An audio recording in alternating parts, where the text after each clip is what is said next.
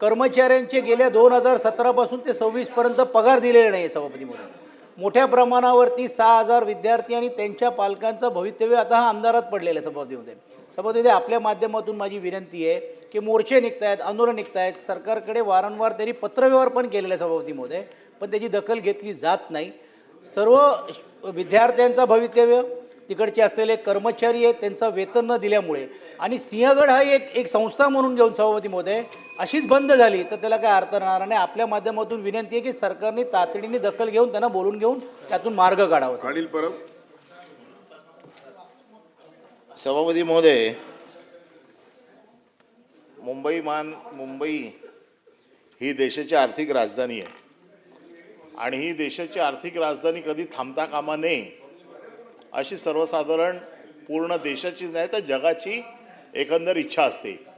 कारण देशाला आर्थिक स्तोत्र देणारी ही महत्त्वाची वाहिनी आहे आणि ती बंद पडू नये.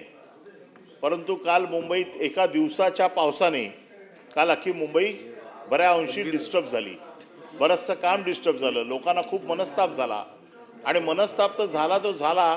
पण महापौर दौऱ्यावरती पाहणी दौऱ्यावर असताना महापौरांच्या समोरच एक माणूस खड्ड्यात गेला, त्यांचाच माणूस म्हणजे महानगरपालिकेचा कर्मचारी महापौर दौऱ्यावर असताना पाहणीच्या त्यांच्याच बाजूला खड्ड्यात पडला. आता आजच आपण 260च्या प्रस्तावावरती मुंबई महानगरपालिकेची नाली सफाई वगैरे विषय आहेत, त्याच्यात आम्ही सगळं मांडतो आणि म्हणून आपलं काम कमी करतो आत्ता की तो विषय तिथे आपण मला परवानगी दिलेली आहे, तो विषय तिथे घेऊन जातो. परंतु खरं म्हणजे हा विषय मुंबईच्या आर्थिक राजधानीचा असल्यामुळे फार महत्त्वाचा होता. खरं कामकाज सगळं बाजूला ठेवून याच्यावरती चर्चा होणं गरजेचं होतं. परंतु आपण तो 260च्या प्रस्तावामध्ये घेतलेला असल्यामुळे आपण संध्याकाळी याच्यावरती सविस्तर चर्चा करू अशी मला आपण परवानगी द्यावी. भाई जगताप. महोदय, एक अतिशय संवेदनशील आणि महत्त्वाचा विषय या ठिकाणी मी मांडलेला आहे 289च्या माध्यमातून आणि ह्या असल्या सगळ्या घटनांवर चर्चा होणं